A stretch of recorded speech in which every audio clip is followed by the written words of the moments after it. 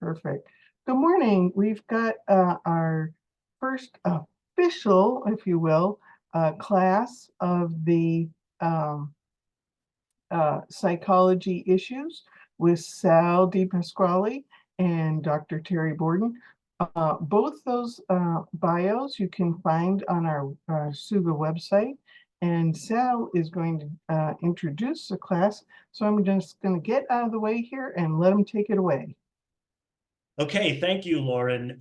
This class is one that I've wanted to do for quite a while. And that, as you know, in my history classes, I try to expand the scope beyond what is an event in history, like World War II, let's say.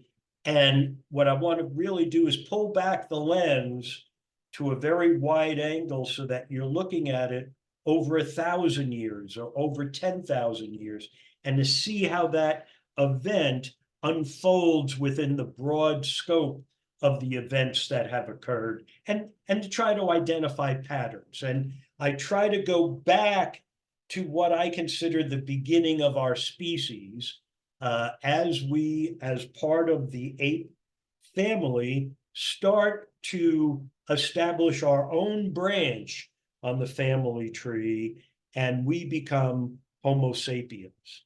And so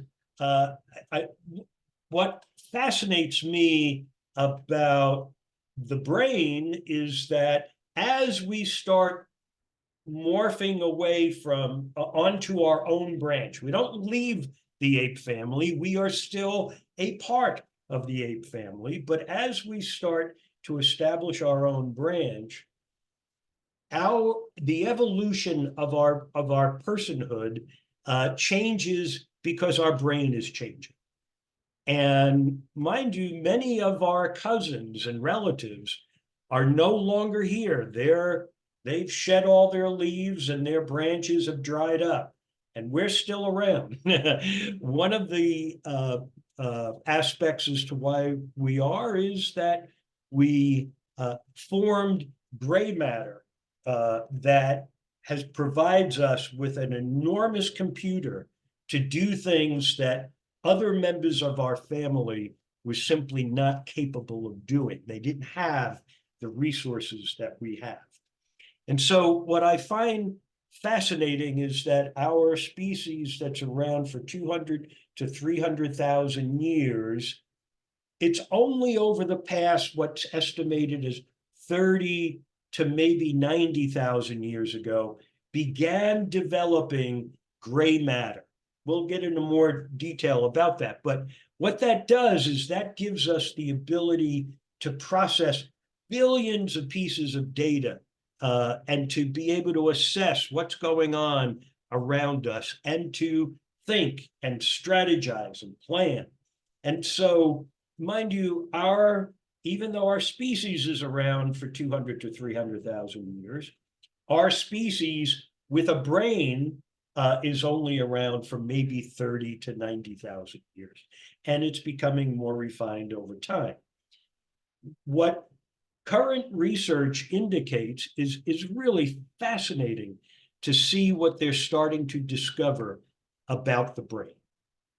And it will impact neurology, psychiatry, and psychology in very significant and substantial ways in the years ahead. So I wanted to put together a class that would highlight some of what that current research is indicating, and to give us a perspective on the brain that we might not have.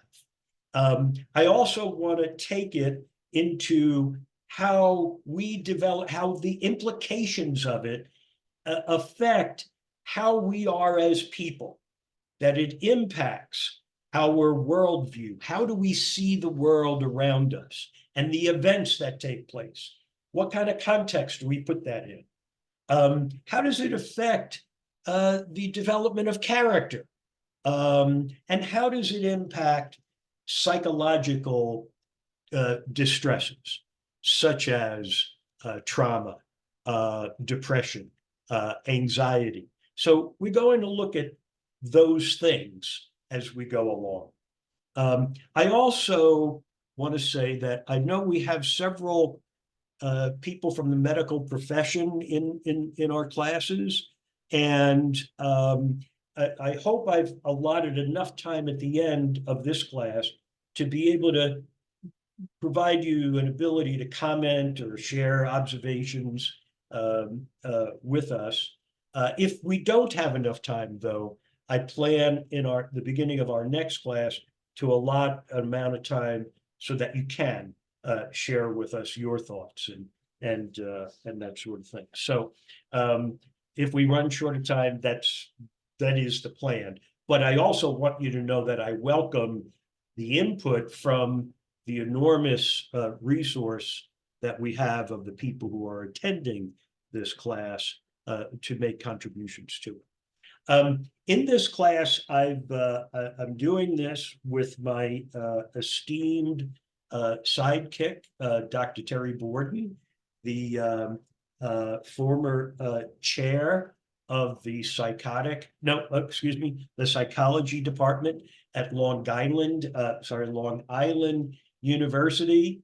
And so she will be able to contribute a lot as we discuss different disorders and how things play out and all of that. So with that, let me move on to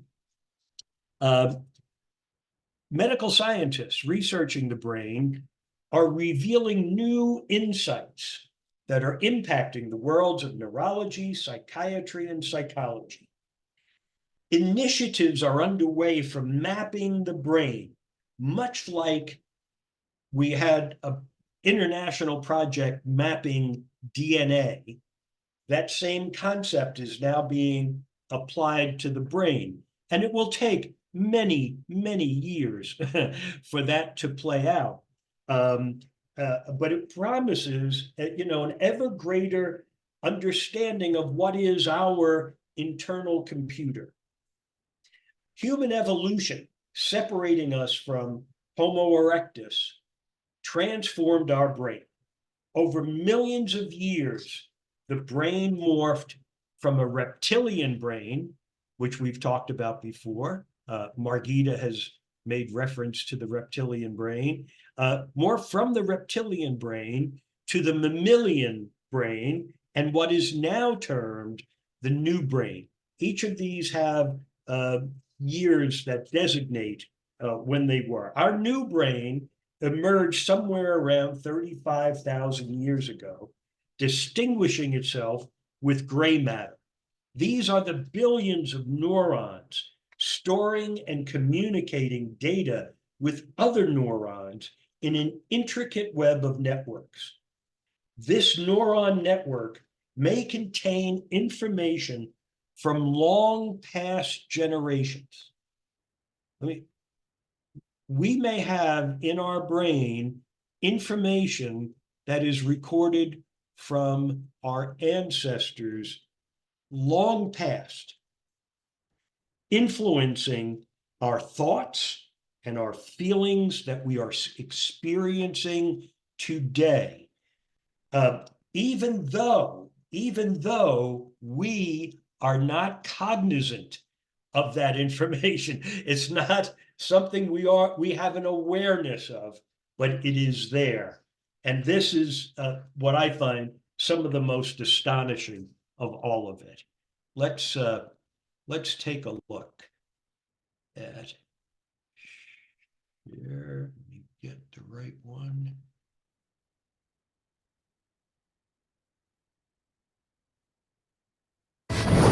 Brain, when it fires its thoughts, is likened unto the landscape of a thundercloud. And the synaptic cleft is the sky between the storm and the earth receptor site. And you see this foreboding dark cloud boiling in the sky. And you see electrical impulses moving through it veins of electric light, and then you see it hit the ground. The brain looks like a thunderstorm when it is presenting a coherent thought. So no one has ever seen the thought. What they do see in neurophysics is that they see a storm raging around different quadrants of the brain. Those are areas that are mapped in the body and what the person must be responding to. A holographic image. Rage, murder, hate, compassion, love. The brain does not know the difference between what it sees in its environment and what it remembers, because the same specific neural nets are then firing. The brain is made up of tiny nerve cells called neurons. These neurons have tiny branches that reach out and connect to other neurons to form a neural net. Each place where they connect is integrated into a thought or a memory. Now, the brain builds up all its concepts by the law of associative memory. For example, ideas, thoughts, and feelings are all constructed and interconnected in this neural net, and all have a possible relationship with one another. The concept and the feeling of love, for instance, is stored in this vast neural net. But we build the concept of love from many other different ideas. Some people have love connected to disappointment. When they think about love, they experience the memory of pain, sorrow, anger, and even rage. Rage may be linked to hurt, which may be linked to a specific person, which then is connected back to love. We build up models of how we see the world outside of us. And the more information that we have, the more we refine our model one way or another. And what we ultimately do is tell ourselves a story about what the outside world is. Any information that we process, any information that we take in from the environment is always colored by the experiences that we've had and an emotional response that we're having to what we're bringing in. Who is in the driver's seat when we control our emotions or we respond to our emotions?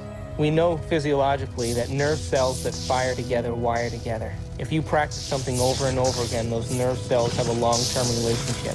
If you get angry on a daily basis, if you get frustrated on a daily basis, if you suffer on a daily basis, if you give reasons for the victimization in your life, you're rewiring and reintegrating that neural net on a daily basis, and that neural net now has a long-term relationship with all those other nerve cells called an identity. We also know that nerve cells that don't fire together no longer wire together. They lose their long-term relationship because every time we interrupt the thought process that produces a chemical response in the body, every time we interrupt it, those nerve cells that are connected to each other start breaking the long-term relationship. When we start interrupting and observing, not by stimulus and response and that automatic reaction, but by observing the effects it takes, then we are no longer the body, mind, conscious, emotional person that's responding to its environment as if it is automatic.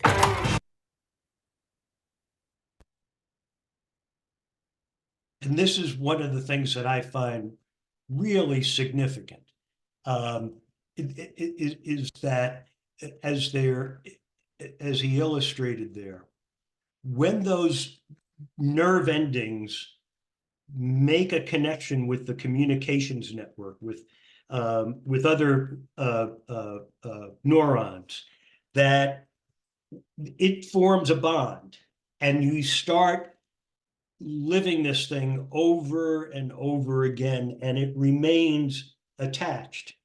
That is until we interrupt it. And then if it's not getting constant reinforcement, they start to separate. In my view, this is the essence of what is psychology, which is where the counselor is trying to get the individual to take what has been a difficult experience, horrible experience, and start to redefine it, reframe it, to stop ruminating on whatever the event might have been, and all of that. So the other thing that I find fascinating about this is that I don't think there's been enough viewed in terms of the accumulation of connections like that would be related to bad experiences. So if one person has had 10 bad experiences, they may have a level of anxiety and fears and all other things that that still linger there. But what happens when we have the person who has 100 things or 1,000 things? How do we deal with the accumulated distresses that a person has experienced, and where their brain is constantly being bombarded with it? We may deal with one aspect, but what about all the others? And so I find that to be a particularly important concept to keep in mind. The gray matter of the brain consists of billions of tiny brain cells that are called neurons. It's like a gigantic telephone network, and they receive messages from other neurons via these dendrites, which are like tendrils sprouting from one end of the neuron. In this class, I'm suggesting that information stored in our neurons, the gray matter, accumulated over thousands of years, influences our thoughts and feelings today, helping to create our worldview, the assumptions, the beliefs, and reactions that we carry in our brain, directing how we react to an event, a stimulus of some sort, or an experience. Worldview represents our prejudices, biases, and attitudes affecting our life experience. I am also suggesting that when an individual experiences an occurrence that does not conform with their worldview, it causes anxiety, triggering feelings of sadness, anger, frustration, disillusionment, and more, ultimately manifesting emotional and psychic distress requiring treatment. Treatment may come in the form of counseling, medications, and/or surgical surgical intervention. Worldview plays a key role, and it is a product of the information stored within the neurons, consisting of the gray matter in our heads. Let me get this to this.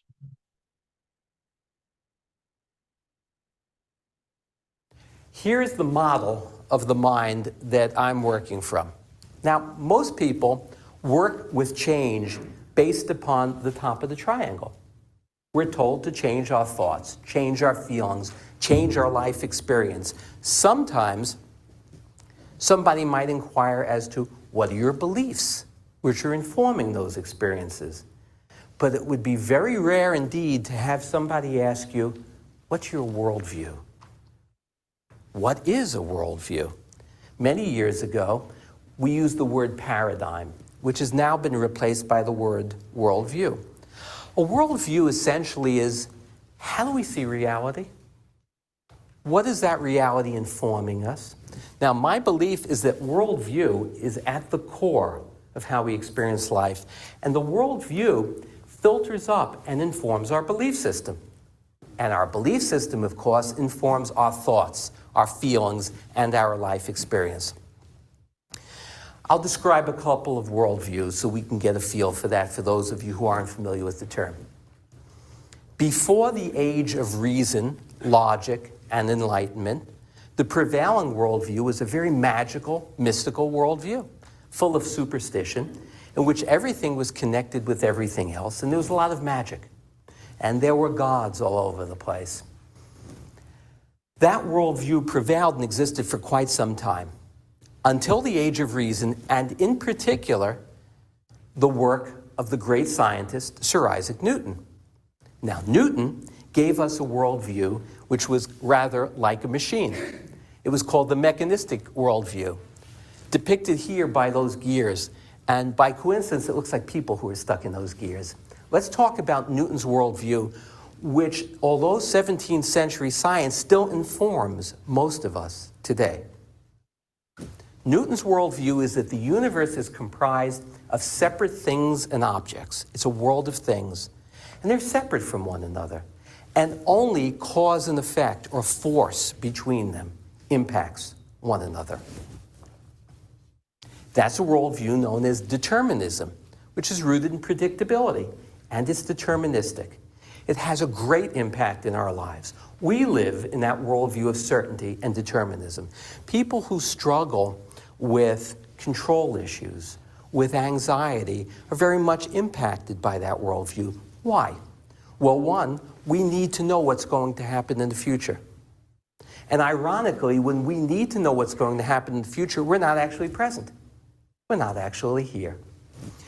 Anxiety is about the relentless, inexorable tendency to fragment, to divide up, to analyze, and to judge, which is rooted in Newton's worldview, because the more you can analyze in that worldview, the more you can predict future events. The problem with Newton's worldview is, one, it leaves us as a cog in the machine. No meaning, no purpose. Essentially, that's what existential struggle and despair is. How good could life be if we're a cog in a machine, and all the universe is a machine, rooted in predictability and uncertainty?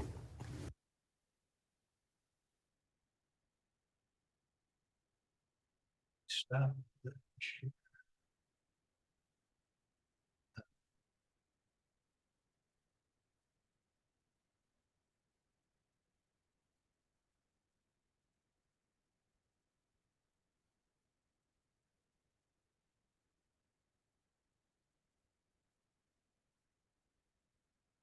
No, wrong one.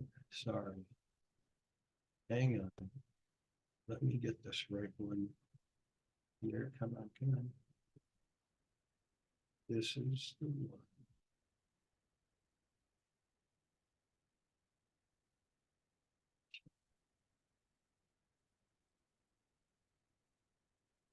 Coming up.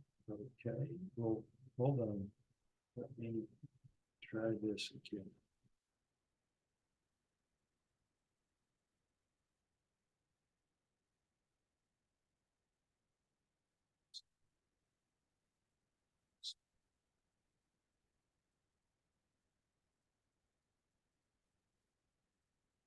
Okay, let's see if I get the right one this time.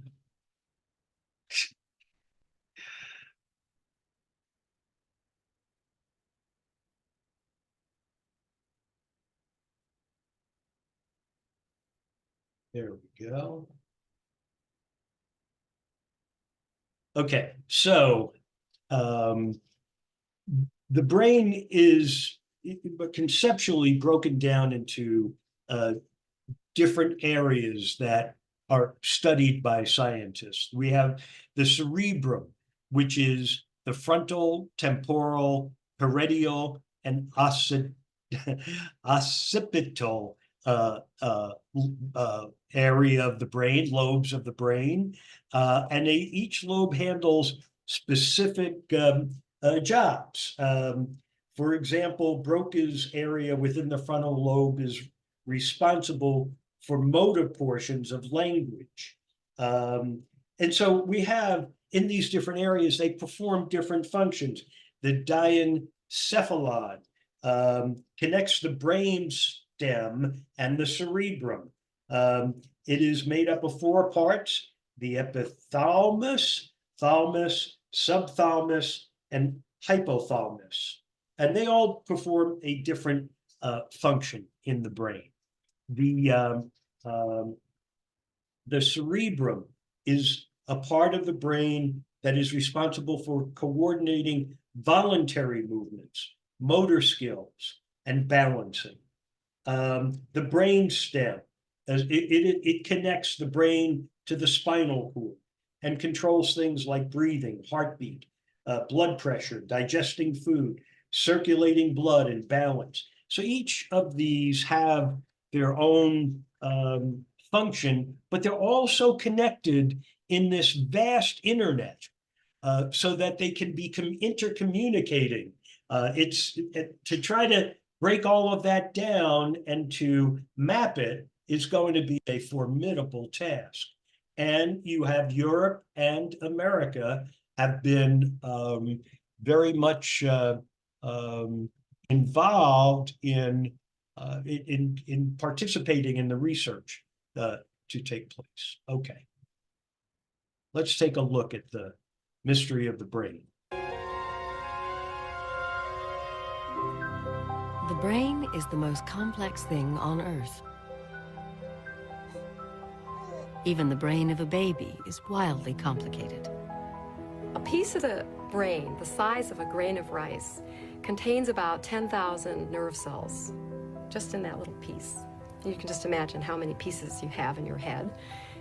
Within that 10,000 nerve cells, each nerve cell can make anywhere between 1 to 10,000 connections with other nerve cells.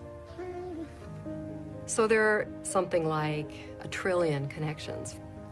It's almost overwhelming to think about the whole thing. If you think about how the whole brain and nervous system gets assembled, you know, you just want to throw up your hands and say it's way too complicated. We're never going to understand it.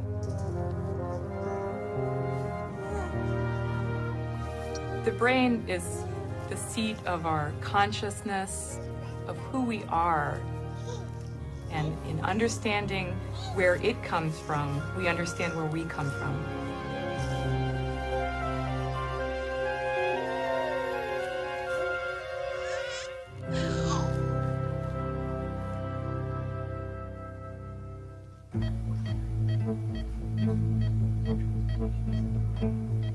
Elizabeth Traphagen was born less than 2 weeks ago, 3 months before she was expected, 3 months before she was ready to meet the world. She was 28 weeks and 6 days. She weighed 3 pounds and she was 14 inches long. It was somewhat frightening not knowing what a preemie would look like.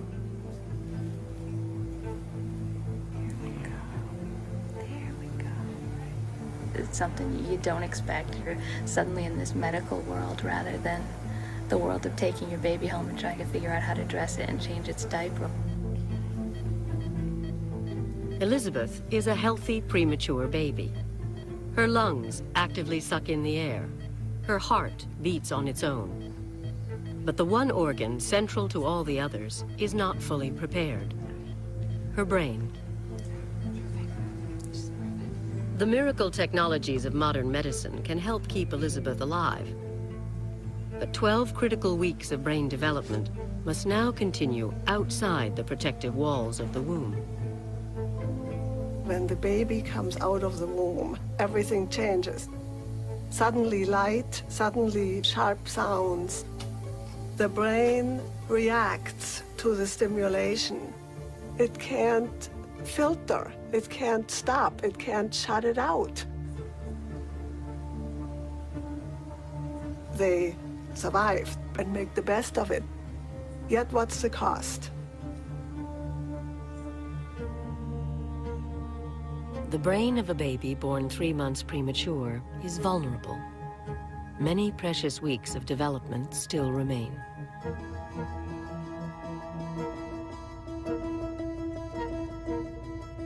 Billions of brain cells are not done forging links with billions of other brain cells.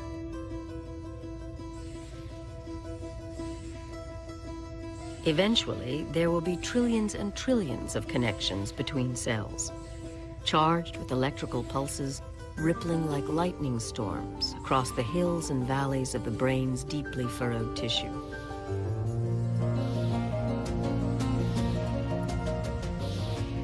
Every cell in its place, every link between cells carefully organized. Nothing random, nothing arbitrary. What we would really love to understand is how the brain, during development, generates millions and millions of neurons, sends them to the right position in the brain, and then somehow instructs each of those individual nerve cells to form very, very specific connections with one another. You can think about development like a play that follows a script that is written down by the genetic code, but it has no director, it has no producer, and it has a bunch of actors that have never spoken their lines before. Despite all this, you pull the play off. To me, that's a miracle.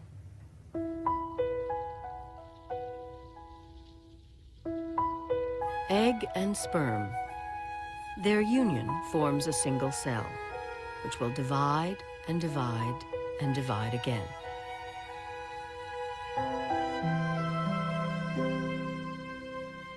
Within 3 weeks, the multiplying cells have curled into a quivering oval ball.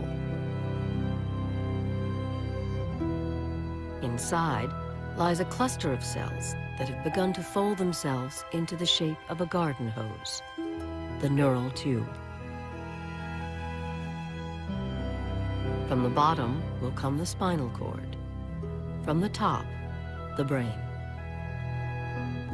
Here lies the primitive beginning of all our thoughts and feelings. By 4 weeks, just as a woman is discovering she is pregnant, the first brain cells, the neurons, are already forming at an astonishing rate. 500,000 neurons every minute. Neurons that will never reproduce themselves and rarely be replaced. And that's amazing, because if you think about it, most cells in your body turn over. If you think about your skin, you're constantly, it's sort of disgusting, you're constantly sloughing off dead skin cells. And someone calculated once that if you look at the turnover of skin across a lifetime, you're probably generating and shedding about 90 pounds of skin. So most cells in the body do their thing, and then they die and they're replaced. Neurons are born in fetal life, and then those very cells are the ones that are still functioning all the way into old age.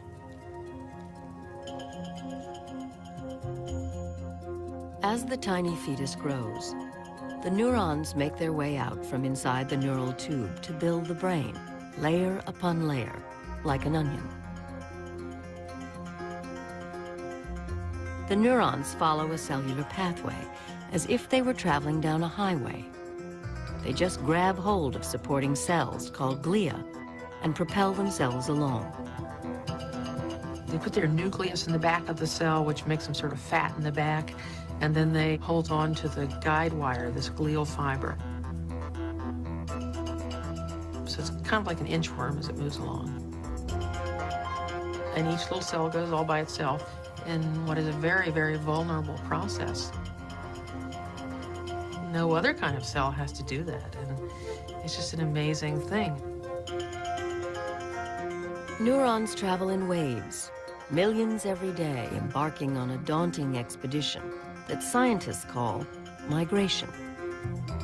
It's an amazing phenomenon because it's as if they're going across the country. I mean, in terms of the distances relative to their size, they're making a huge odyssey through all kinds of foreign territory. And the most amazing thing about this migration is that they generally do it without mistakes. They're following cues along the way that are telling them exactly where to go. For years, scientists wondered how the migrating neurons find their place in the brain. Do the neurons simply travel in herds, gliding down a glial highway which takes them to their final destination?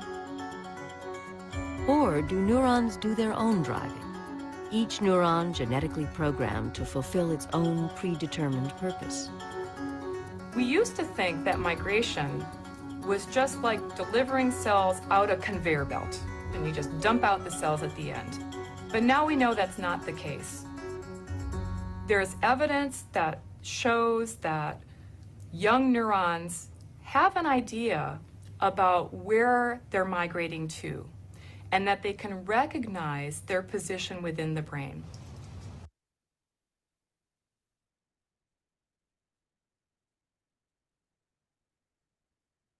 Let me get this next one queued up, just so we get that right.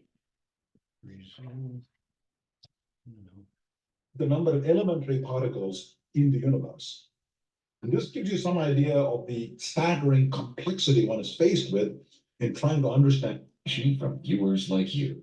Thank you. Okay. And,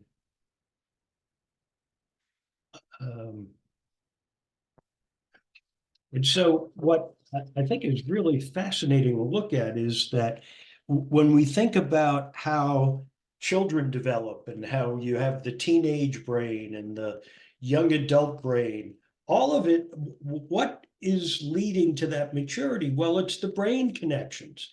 The synapses simply haven't connected yet and so you see things that you think, why the hell would he or she do that? Well, they're doing it because their brain has not fully formed. And so, and it's like that with so many issues that I think we need to contemplate. It is, why would people do this? And it is a part of, how is their brain functioning? What has been their life experience? What have they been affected by?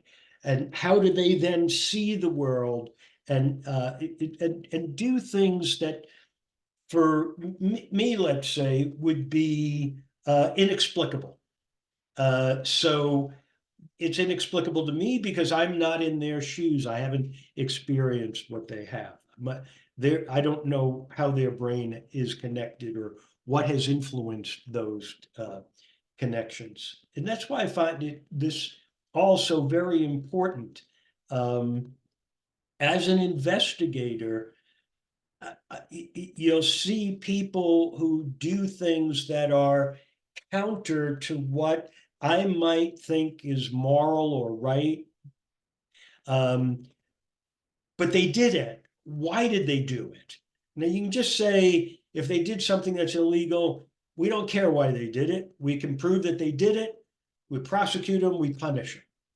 The problem with that is that it doesn't really solve anything. It may take that person out of the community and incarcerate them for a period of time, but it hasn't really solved the problem, and the issues surrounding that individual are the same issues that can affect another large segment of the population. And if we don't get to what is really at the root of it, then all we're doing is putting people out of society for a period of time, recycling them back in, but they're followed by many who are all too willing to take their place. So I find it important in trying to dive deep into the root causes of issues like this. Let's take another look.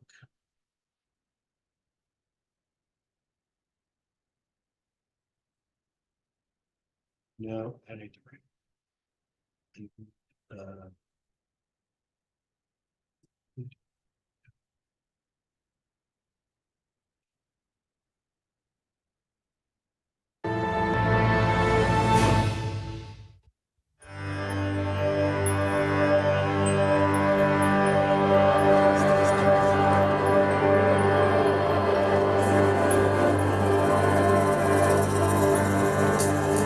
Watch my two fingers. Do you see my two fingers? Dr. Vilanur Ramachandran is revolutionizing our understanding of how the brain works. His efforts to solve some of the most baffling neurological mysteries take him from the hospital bed to the outer limits of brain science. The human brain is without any doubt the most complexly organized form of matter in the universe. The brain is made up of 100 billion nerve cells or neurons. Someone has calculated that the number of possible permutations and combinations of brain activity exceeds the number of elementary particles in the universe.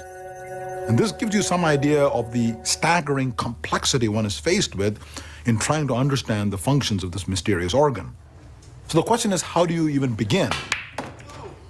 Ramachandran began his investigations with a strange phenomenon called phantom limb syndrome. It's not uncommon for amputees to feel the vivid presence of a missing limb long after it has gone. One of Ramachandran's first patients was Derek Steen. 13 years ago, I was involved in a motorcycle accident, and I pulled the nerves out of my spinal cord up in my neck. They told my parents directly that I would never use my arm again. About 7 years ago, I was reading through the classifieds, and I saw an ad in there, amputees wanted. I thought it was a joke. Like that. It's just basically connecting the club to the ball. So I called the number, and it was Dr. Ramachandran. Feel relaxed. Today, Derek is teaching Ramachandran how to play golf. But several years ago, Derek made a crucial contribution to Ramachandran's pioneering work in brain science. Yes, that was amazing. After my surgery, I sat up in the bed and still felt the arm there, still felt everything there. And I'm looking down and I'm seeing nothing. It was pretty bizarre. The more I thought about it, the more it hurt. The more it hurt, the more I thought about it. So it was like, it was never ending. I mean, I'd break out in a cold sweat and turn pale just standing here talking to you because the pain would hit so bad. If there is any one thing about our existence that we take for granted, it's the fact that we have a body. Each of us has a body, and you give it a name, it has a bank account, and so on and so forth. But it turns out even your body is something that you construct in your mind, and this is what we call your body image. Now, of course, in my case, it's substantiated by the fact that there really is a body with bone and tissue. But the sense I have, the internal sense I have of the presence of a body and arms and all of that is, of course, constructed in my brain, and it's in my mind. And the most striking evidence for this comes from these patients who have had an amputation and continue to feel the presence of the missing hand. It was the beginning of an important relationship. Important for Derek because not only would he finally understand his phantom pain, he would also get to the bottom of a mysterious sensation he felt while shaving.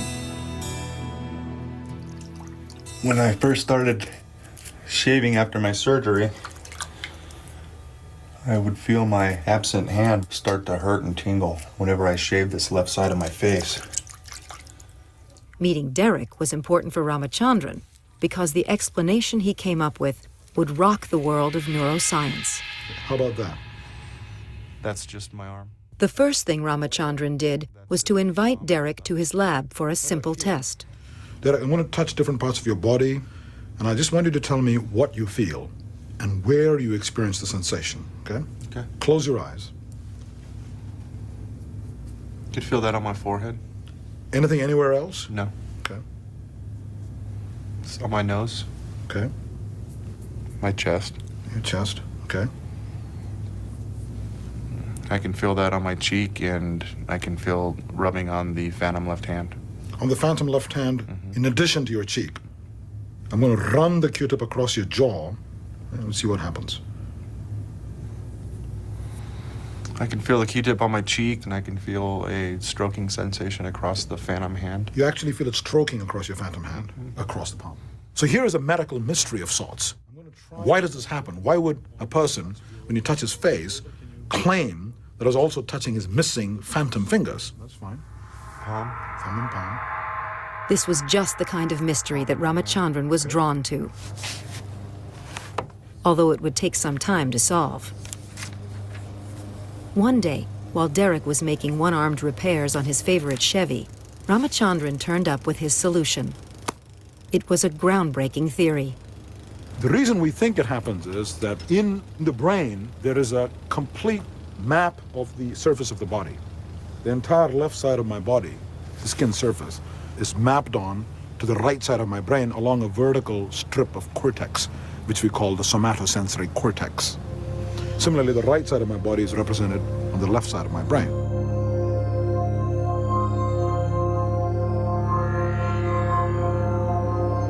So every point on your body surface has a corresponding point on this body map. Now it turns out that the representation of the face on this map is right next to the representation of the hand. Now that's a bit surprising, as you'd expect the map to be continuous and faithfully represent the left side of my body, but it doesn't. Now imagine what would happen if the left arm were amputated. The part of the brain corresponding to the hand no longer gets any input, and it's hungry for new sensory input, so to speak. The sensory signals from the face normally activate only the face area that's right next to the hand area, but they now invade the vacated territory corresponding to the missing hand and start activating the hand region in the brain. And so whatever is reading those signals higher up misinterprets those signals. It says those signals are coming from the missing hand. So you experience the sensations as coming from the missing fingers, even though I'm touching your face. And this is showing there's been a massive reorganization of the sensory pathways in your brain after the amputation. And it's as though there's been a cross-wiring in your brain. Exactly. At first, some members of the neuroscience community scoffed at Ramachandran's new theory that neural pathways in the brain can change. One of the dogmas in neurology has always been that connections are laid down in the fetus in an early infancy. And once these connections are laid down, there's nothing you can do to change them.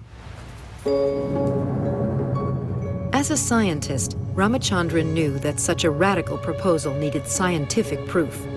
It was time to give Derek a brain scan. Hopefully, this would show what was actually going on in his brain. But would it prove that Ramachandran's hunch was correct? When various parts of Derek's body were wired up, the corresponding activity in his brain revealed the layout of his body map. This is a scan of Derek's brain. The green spot shows the brain's response to the stimulation of Derek's existing right hand. Next to it, the red spot shows that the right side of Derek's face is also being stimulated. So far, everything is normal. But in the right hemisphere, the green spot has disappeared because Derek's missing left arm can no longer send signals to his brain.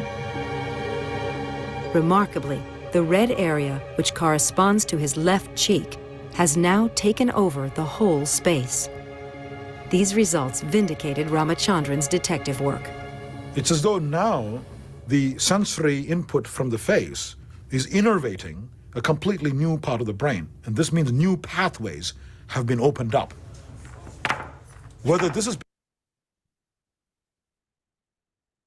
a large amount of what I find very useful out of this is that, he's highlighting the physiological sense that, if he rubs his face, then his hand feels like it's being rubbed too, even though the hand isn't there. So talking about from a physiological, and as the patient says, is that I would think about that I have my arm, then I would feel pain, and then, realize my arm isn't there, and the cycle would continue all over again. It's the sense of rumination about it, and he has all the feelings that are associated with that traumatic event. So what is that? Is that just the physiological, or is that the emotional psychological aspect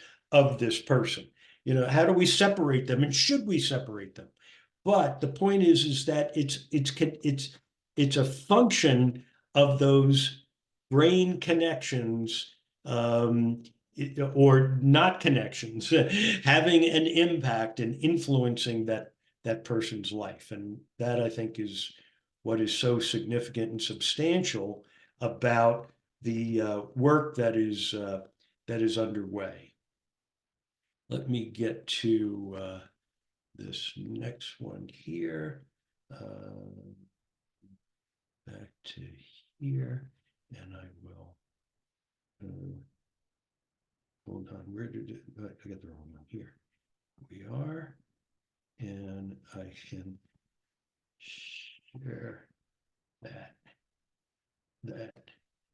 from the current site. So in this class, what I plan to do today is the introduction, to give you a broad overview of what I want to talk about. Next week, we'll do more on the brain. We'll follow that with a class about worldview, how someone sees the world. Then we're going to talk about character development, trauma and how it gets recorded into the brain and how it may be treated, anxiety, and depression. And so that's the overall landscape for this class. Okay, now comments. Anything anybody would like to add, or any questions that I may not be able to answer? That was fascinating, Sal. That's just amazing. But it's sad to know that I'm not going to get any smarter than I am today.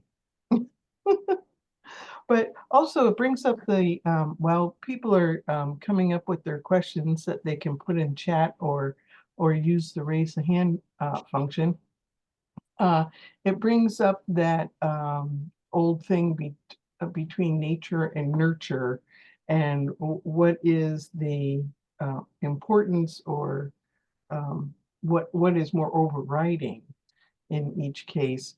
And boy, this is a strong one for nature, that's for sure. We've got Howard/Tim here, and we'll see if we can get him to start his video. Yeah, I had a question. It was from last week when the other lecturer was giving words, and then we were remembering our reactions and stuff. Right. Okay, so it was a black man and black woman, and I forget some of the other ones. Right. But when I was thinking of black men, I'm thinking of the professionals that I know from CDC and interact with and around the world. I've spent many, many years in Africa, and the same thing for black women. And she didn't say, you know, Jewish people or something, but that would be the same experience. Right. That I think positive rather than sometimes the stereotypical negative things. And I'm wondering if it is because I have had these positive experiences that's what I recall. It's automatic. I didn't first think negative and then think positive. No, it was just positive all along. And I'm wondering if others have you know had similar experiences when these trigger words were mentioned.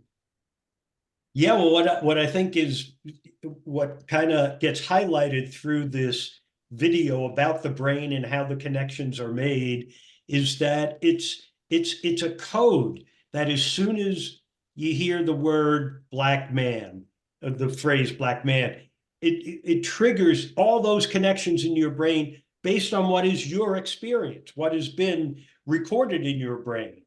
For other people who would have had, you know, distinctively different experiences, it's going to trigger all of that. But it is the fascinating thing is to think about our brain, you know,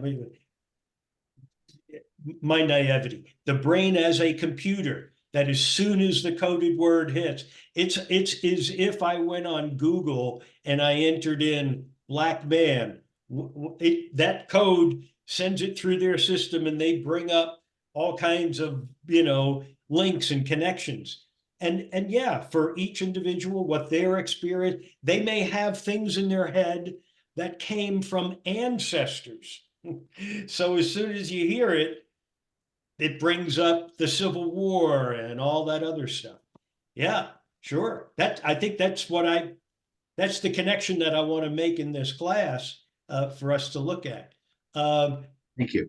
Bill, we have Margita next, and if you would hang on and unmute yourself too.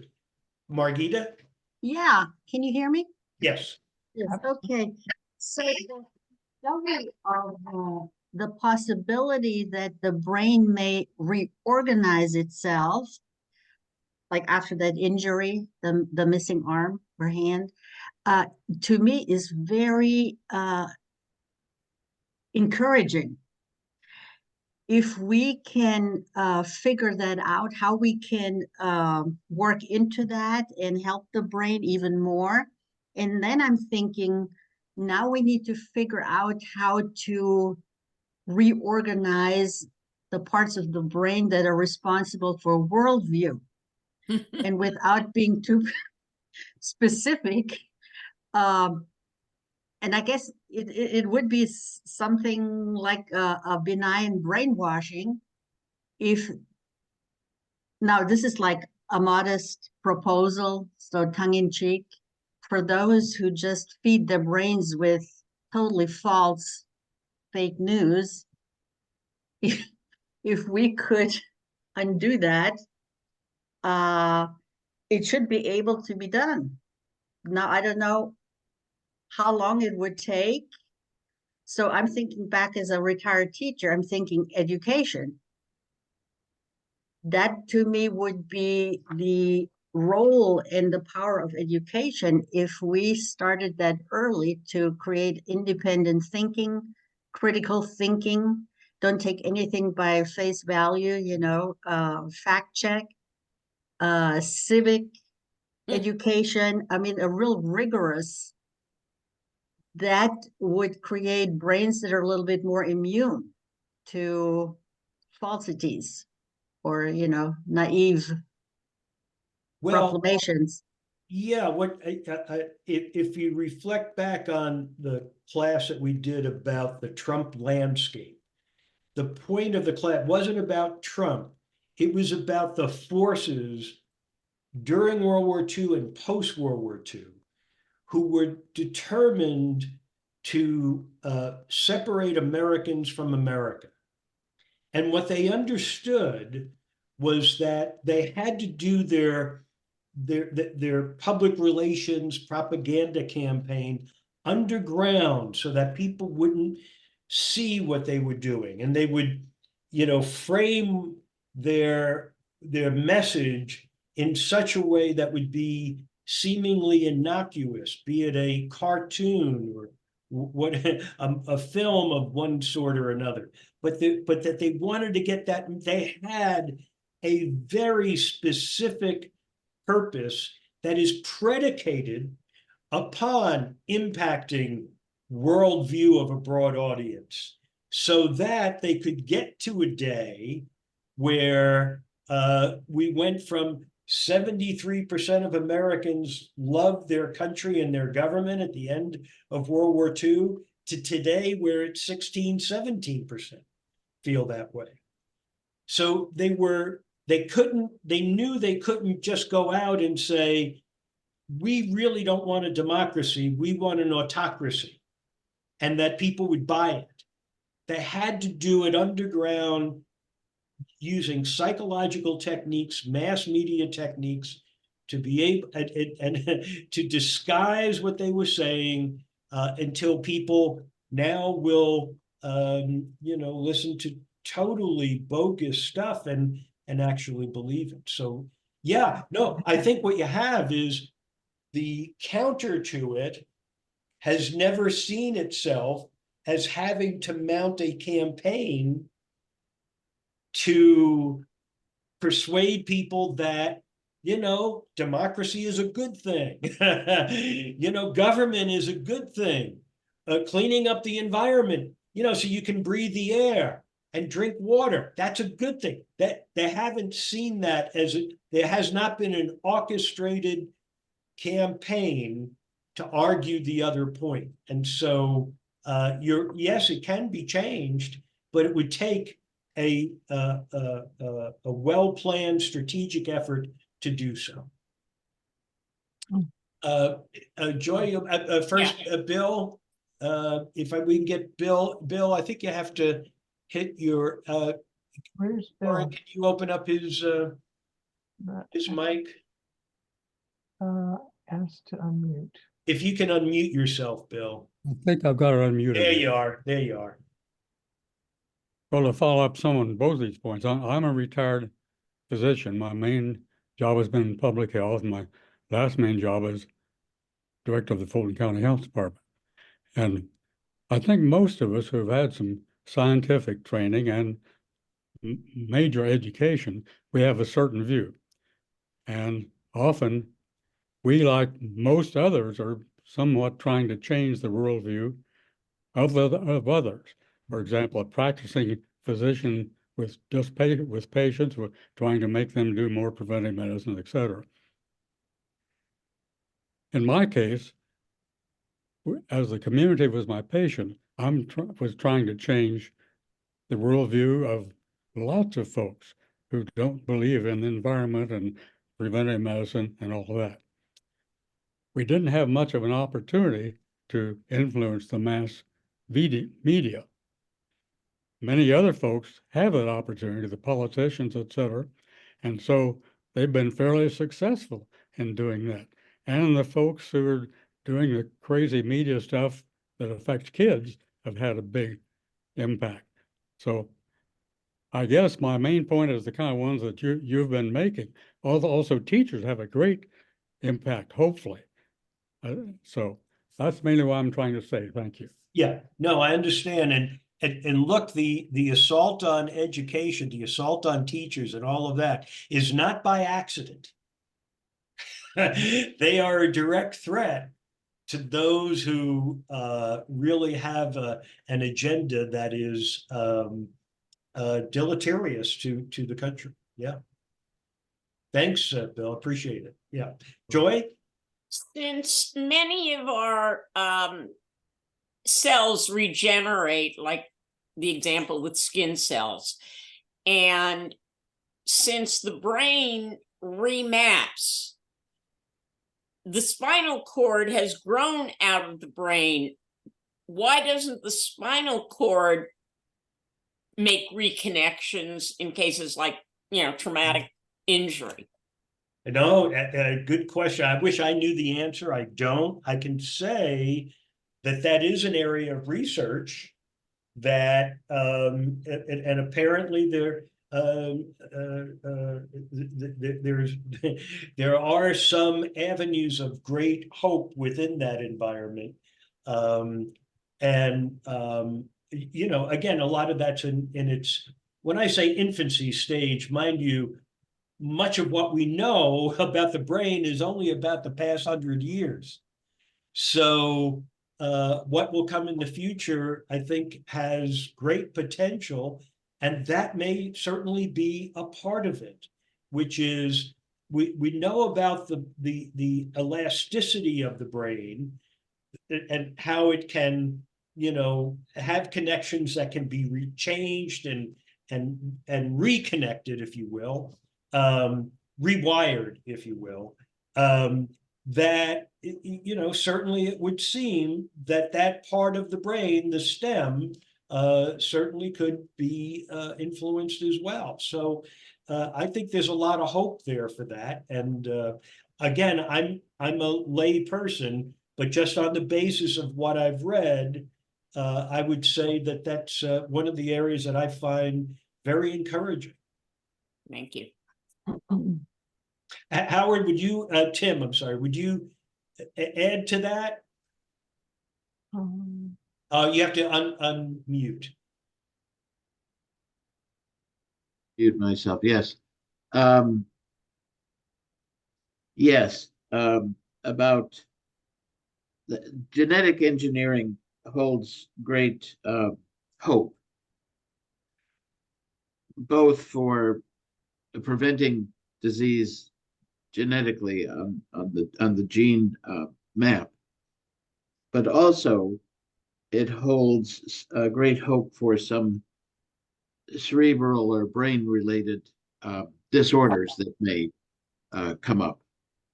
So this is kind of on the cutting edge of medicine now in a totally different field. But it is interesting that our brains, for example, when we're learning a new language, whether it's American Sign Language or another language, Spanish, German, Russian, whatever, it takes a while in learning that to establish those pathways. And once those pathways have been established for some time and the language is spoken for some time, a remarkable thing happens when the foreign language hasn't been spoken for a while. up to 30 years and one is reintroduced to the environment in which the language is spoken, those language reserves in the brain become active and come out.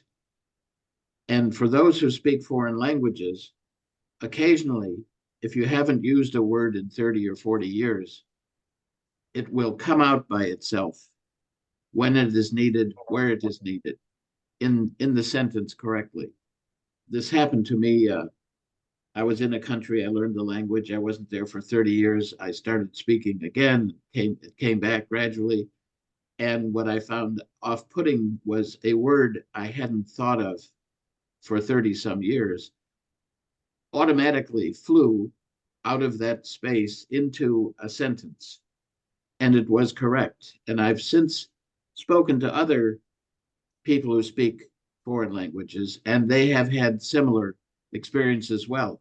So this is one of those miraculous things about the human brain, that things can reside dormant, if you will, but nevertheless still there, ready to be activated, and it comes out. One of the we had one of the scientists from Yerkes gave a talk at one of our classes a while ago, and he mostly dealt with drug and alcohol addictions. And the point that he made is that if I take a smoker, someone who smoked for a while and their brain now is addicted to the nicotine, and they quit smoking and they really get on the other side of it. They don't like to be around cigarette smoke at all. That person, if they pick up a cigarette, their brain goes right back to when they were hooked on it, and then it becomes very difficult not to have the second cigarette. But and the implications for this, I think, are so significant, because when we look at things like trauma, and a person can be in counseling for a very long time and make great progress and do really well, and there can simply be a trigger like an odor that can bring that person right back to the heart of the trauma and everything that's happened around it. And Or a song, a piece of music. And they're experiencing it as Yeah. if it's happening right then and there. So, you know, this is, it's all, and now we're, you know, making huge investments in trying to understand the brain better than we do, and maybe find solutions to problems that are vexing today. You know, maybe we can't all get along. Well, maybe we can if we keep working at it. So, yeah. Thank you. Wow. Okay, well, we went over a little bit, but we did get it in, and I survived the 21-hour travel experience yesterday and showed up on time. So wow. Sure to put that in my personnel record. Yeah. It's on your permanent record, yes. Yeah. I'm about to go to sleep for the next 5 days. So, you know, anyway, well, look, next week we're going to do a little more about the brain and that sort of thing. And then we'll set the stage for our discussions about worldview and psychological distress and all that has to do with it. Fascinating. I think as much as we've talked about adding things to the brain, it's kind of interesting to also understand about people like with learning disabilities and things that come with something wired differently, or Howard could remember a word from, you know, 30 years ago, but if I see you next week on the street, I might not remember your name. So there's all aspects to this, but thank you for an amazing start to this series, and we can't wait to hear more. And everybody come back. And Yes. in the meantime, if you'd like to just unmute and give Sal a little round. Hey, everybody. Thank you so much for coming. Thank you. Thank you. Hope you Thanks, find Sal. this an entertaining class. Great job. Definitely. Appreciate it. I enjoyed it. It Thank you. stimulates the brain. Yes. That's the idea. It really, you know, when they talk about seniors continuing on an education like this, why they get so much benefit is that they're keeping those brain connections working, and hopefully in a way that would fend off some, you know, unpleasant experience. Yeah, indeed. Gotta keep the little gray cells working. There's something about the future. Thank My you. son works- Can you hear me? Use it or lose it. Use it or lose it. Indeed. Can you hear me, Sam? Oh, No. Terry, yes. Oh, you can hear me. Yes. I'll make it very fast. My son-in-law worked for a startup company, and the startup company was bought out by Facebook. The whole idea, and he showed me a prototype, through intention alone, intention, you can move prosthetic limbs simply by thinking about it. So They've proven that already. the future's here. Yeah. Yeah. And the thing what Sal was referring to when he was talking about all his paperwork, it's his rap sheet. Anyway, gotta run. Good night. But before you go, great hairdo. Nice. You need to post that on Facebook. Or use it as a dartboard. Okay, everybody, we'll see you next week. Thanks, Sal. Bye. Bye.